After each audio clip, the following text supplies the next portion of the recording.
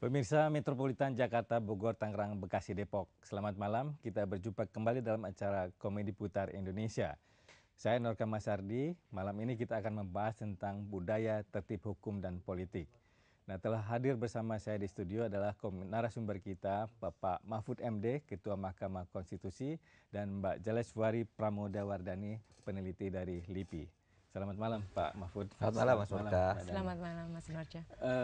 Pak Mahfud, bicara soal tertib hukum, kelihatannya yang paling kelihatan di mata kita, yang paling langsung dan telanjang adalah lalu lintas. Iya. Jadi, antara penegak hukum, polisi lalu lintas, dan pengendara. Mengapa misalnya polisi selalu dikeluhkan berada di belakang rambu, sementara dia menunggu terjadinya pelanggaran, kok bukan di depan mencegah orang untuk melanggar hukum? Nah, kira-kira fenomena ini apa sebetulnya? Kok nggak sembuh-sembuh ini penyakit? Ya itulah mungkin sebabnya lalu orang mengatakan kita tuh budaya hukum kita tuh rendah ya, dalam ya ditandai oleh soal lalu lintas itu. Tetapi juga di luar soal lalu lintas juga sebenarnya banyak persoalan-persoalan di dalam penegakan hukum kita itu. Meskipun Mas Norka beberapa waktu yang lalu ya, saya didatangi oleh seorang Indonesianis dari Amerika gitu. Dia mengatakan kurang sepakat kalau dikatakan di Indonesia itu punya budaya tidak taat hukum. Karena begini kata dia, itu ya penegakan hukum yang sehari-hari di desa-desa yang dilakukan oleh polisi dan sebagainya itu berjalan dengan baik, sehingga timbul ketertiban di tingkat desa ya, di luar soal lalu lintas itu.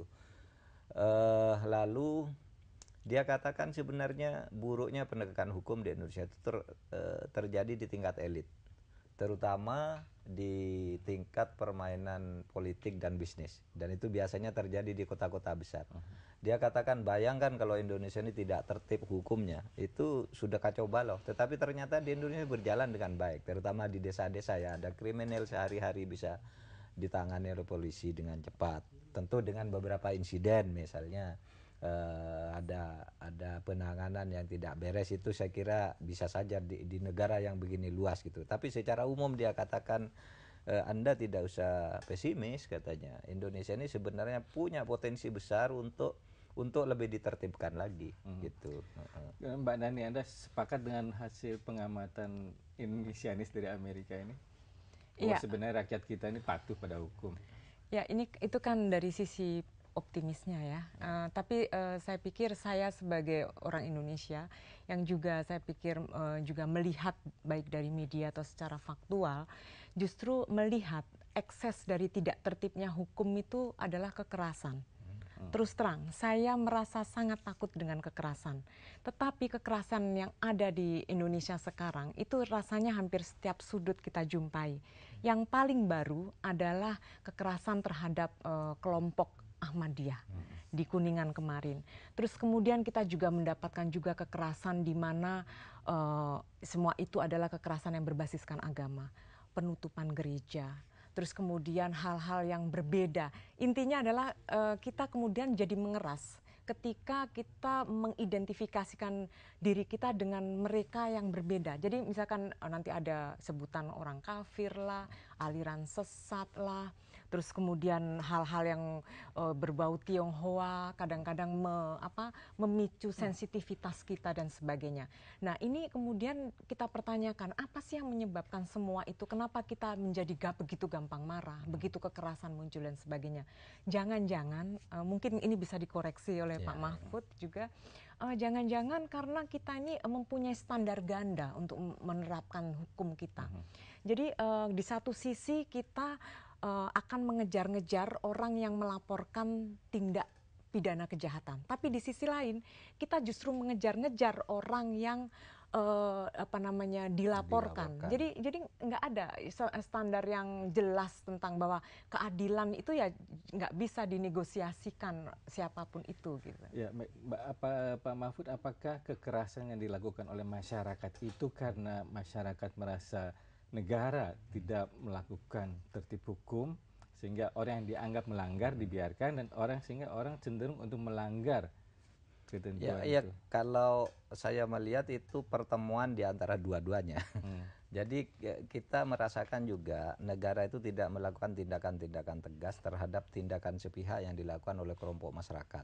Ya seperti tadi disebut oleh Mbak Dane misalnya, Ahmadiyah itu mendapat serangan sudah beberapa tahun terakhir ini, tetapi pelakunya sudah bisa diidentifikasi kan sebenarnya, tapi negara juga diem aja. Itu satu segi. Itu yang sering saya katakan.